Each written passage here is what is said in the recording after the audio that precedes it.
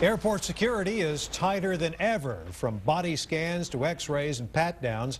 But every year, dozens of people are arrested at Austin's airport, caught with weapons, but none of them are going to trial. A KXAN investigation shows police are confiscating weapons and taking people to jail, but prosecutors aren't taking the cases to court. KXAN's Shannon Wolfson has tonight's investigation from ABIA. You know, nobody really wants to be standing here in this line. You've got to wait and then hand over your ID, move up, take off your shoes, and send everything you have through the scanner. Most of the time we make it through this line and the process just fine, but there are plenty of people who don't, and you may be surprised to find out why. Thank you. Take your shoes off. Mark Blumenthal knows this line all too well. He flies out of ABIA about 50 times a year on business, but one trip back in 2006 wasn't as smooth as the others. I threw the thing in my briefcase and forgot about it. An airport screener ran Mark's carry-on briefcase through the x-ray machine 3 times. By this time I'm thinking, gee, what's in there that would be causing so much trouble? I'm in the airport almost every week or every 2 weeks. I travel a lot. Doesn't make sense. And finally they pulled out this little cigarette lighter, and I go, oh no. The lighter was a gift from a friend, a novelty item, Mark calls it. Turns out it also had a little switchblade inside. And they handcuffed me. Mark missed his flight and was booked and charged with a third-degree felony, carrying a prohibited weapon in an airport.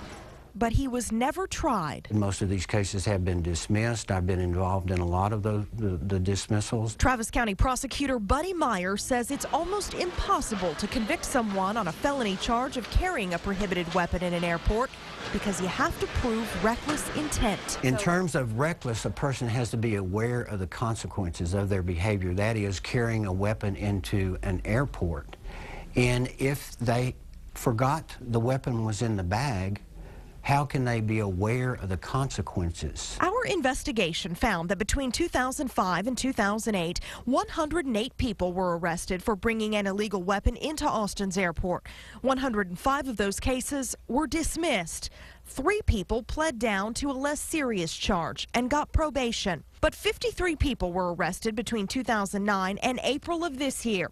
Not all of those cases have been resolved, but Meyer says he can't remember even one that was prosecuted. People forget a lot of times that they're in their bags and they don't double check their bag before they leave. Sergeant Rick Reyna has seen it hundreds of times. We do use some discretion. Not everyone that brings a weapon in is arrested. In fact, do the math here.